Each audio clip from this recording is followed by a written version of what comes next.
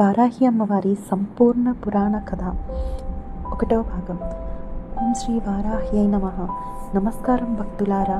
ఈరోజు మనం తెలుసుకోబోతున్నది సప్తమాతృకలలో అత్యంత విశిష్టమైన అత్యంత శక్తివంతమైన దేవతగా ఆరాధించబడే శ్రీ వారాహి అమ్మవారి మహిమ మరియు ఆమె ఆవిర్భావ కథ. కానీ ఈ కథ ప్రారంభించే ముందు మీకు ఒక ప్రశ్న. దీనికి మీకు సమాధానం తెలిస్తే తప్పకుండా కామెంట్స్లో తెలియజేయండి. దేవతలే భయపడిన ఒక సమయంలో దుష్టశక్తులు విజృంభించి ధర్మాన్ని సవాల్ చేసినప్పుడు దేవతలకు రక్షణగా నిలిచిన ఆ మహాశక్తి ఎవరు?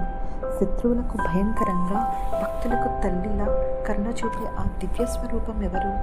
ఎందుకు వారాహి అమ్మవారిని రాత్రి వేళలో ప్రత్యేకంగా ఆరాధిస్తారు? ఎందుకు ఆమెను సప్తమాతృకలలో అత్యంత రహస్యమైన దేవతగా భావిస్తారు? ఈ ప్రశ్నలన్నిటికీ సమాధానం ఈరోజు మన కథలో దాగి ఉంది. అందుకే ఈ వీడియోను చివరి వరకు తప్పకుండా చూడండి. హిందూ సంప్రదాయాలలో ఆది పరాశక్తి అనేక రూపాలలో అవతరించి భక్తులను రక్షిస్తుందని మనం వింటూ ఉంటాము.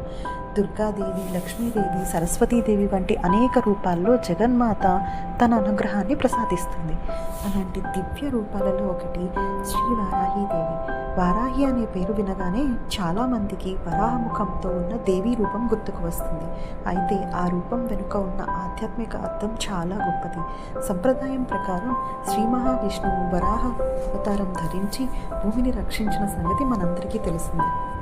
హిరణ్యాక్షుడు భూమిని సముద్ర గర్భంలో దాచిపెట్టినప్పుడు మహావిష్ణువు వరాహ స్వరూపంలో అవతరించి భూమిని రక్షించారు. ఆ వరాహతత్వం నుండి వెలువడిన దివ్య శక్తి స్వరూపమే వారాహీదేవి అని శక్తి సంప్రదాయం వివరిస్తుంది. అందుకే వారాహి అమ్మవారిని ధర్మరక్షణకు ప్రతీకగా భావిస్తారు. కానీ భక్తులారా, వారాహి అమ్మవారి మహిమ కేవలం వరాహ అవతారంతో మాత్రమే లేదు. ఆమె దేవతల సేనాధిపతిగా ఎలా మారింది? ఎందుకు దేవతలే ఆమెను సహాయం కోరాల్సి వచ్చింది? ఇప్పుడు ఆ విశేషాలన్నీ తెలుసుకుందాం. కాలక్రమేణా అధర్మ శక్తులు పెరిగిన కాలం ఒకటి వచ్చింది. దుష్టశక్తుల ప్రభావం వల్ల దేవతలు, ఋషులు, భక్తులు అనేక కష్టాలు ఎదుర్కొంటున్నారని సంప్రదాయ కథనాలు చెబుతాయి. ఆ సమయంలో దేవతలు పరాశక్తిని ప్రార్థించారు. అమ్మా, ధర్మాన్ని కాపాడు, భక్తులను రక్షించు అని ప్రార్థించారు. దేవతల ప్రార్థనకు స్పందించిన జగన్మాత తన అనేక శక్తి రూపాలను వెలువరించిందని శక్తి సాంప్రదాయం చెప్తుంది. ఆ రూపాలలో బ్రాహ్మి, మాహేశ్వరి, కౌమారి, వైష్ణవి, వారాహి, ఇంద్రాణి, చాముండి మొదలైన దేవతలు ఉన్నారు. వీరే సప్తమాతృకలు. సప్తమాతృకలలో వారాహీదేవికి ప్రత్యేక స్థానం ఉంది. ఎందుకంటే ఆమె కేవలం రక్షణ మాత్రమే కాదు, శక్తి, ధైర్యం, వ్యూహం, దుష్ట సంహారానికి ప్రతీకగా భావించబడుతుంది. ఆమెను చూసిన దుష్టశక్తులు వణికిపోయేవని భక్తి సంప్రదాయ కథనాలు మనకి చెప్తున్నాయి. అయితే భక్తులు మాత్రం ఆమెను అపారమైన కరుణామూర్తిగా భావిస్తారు. తల్లి తన బిడ్డలను ఎలా కాపాడుతుందో అలాగే అమ్మవారు భక్తులను రక్షిస్తారని విశ్వసిస్తారు. కానీ ఇక్కడ ఒక ఆశ్చర్యకరమైన విషయం ఉంది. వారాహి అమ్మవారిని ఎందుకు రాత్రి సమయంలో ప్రత్యేకంగా ఆరాధిస్తారు? దీనికి కారణం ఏంటి? ముందుగా ఆమె దివ్య స్వరూపాన్ని గురించి తెలుసుకుందాం. వారాహి అమ్మవారి రూపం అత్యంత వైభవంగా వర్ణించబడింది. వరాహముఖం, ప్రకాశవంతమైన నేత్రాలు, దివ్యాభరణాలు, చేతుల్లో శంఖం, చక్రం, ఖడ్గం, దండం వంటి ఆయుధాలు. ఈ ఆయుధాలు కేవలం యుద్ధానికి మాత్రమే కాదు, అజ్ఞానాన్ని తొలగించడం, ధర్మాన్ని స్థాపించడం, భక్తులకు ధైర్యాన్ని ప్రసాదించడం వంటి ఆధ్యాత్మిక అర్థాలను కూడా సూచిస్తాయని ఆచార్యులు వివరిస్తున్నారు.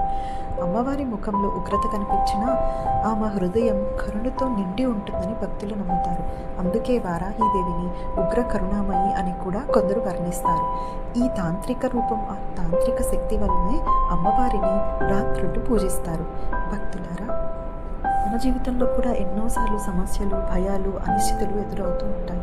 అప్పుడే మనకు అవసరమయ్యేది ధైర్యం. ఆ ధైర్యానికి ప్రతీకగా వారాహి అమ్మవారిని భావిస్తారు. ఆమె కథ మనకు ఒక ముఖ్యమైన సందేశాన్ని ఇస్తుంది. భయం ఎంత పెద్దదైనా దైవంపై విశ్వాసం అంతకంటే గొప్పది. కానీ ఈ వారాహి అమ్మవారి కథలో ఇది ప్రారంభం మాత్రమే. దేవతలు ఎందుకు వారాహి అమ్మవారిని యుద్ధ రంగంలోకి ఆహ్వానించారు? ఆమె రాకతో దుష్ట శక్తుల మధ్య ఏమి జరిగింది? ఆమెను చూసి అసురులు ఎందుకు వణికిపోతారు? మరియు వారాహి అమ్మవారి అత్యంత ప్రసిద్ధ మహిమ ఏమిటి? ఈ అద్భుతమైన కథను భాగం 2లో తెలుసుకుందాం. ఓం శ్రీ వారాహీదేవి అయిన వీడియో మీకు నచ్చినట్లయితే ఓం వేద ఛానల్ను సబ్స్క్రైబ్ చేసుకోండి. మరియు మరిన్ని వారాహీదేవి విశేషాల కోసం స్టే ట్యూన్.